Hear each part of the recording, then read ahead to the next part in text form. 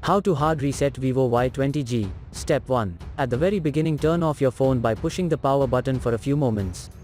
Step 2. Then hold down volume up and power key for a short while. Step 3. Let go of all held buttons when fast boot mode appears.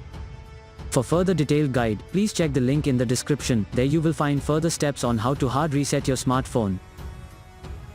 For further detailed guide, please check the link in the description. There you will find further steps on how to hard reset your smartphone. For further detailed guide, please check the link in the description. There you will find further steps on how to hard reset your smartphone.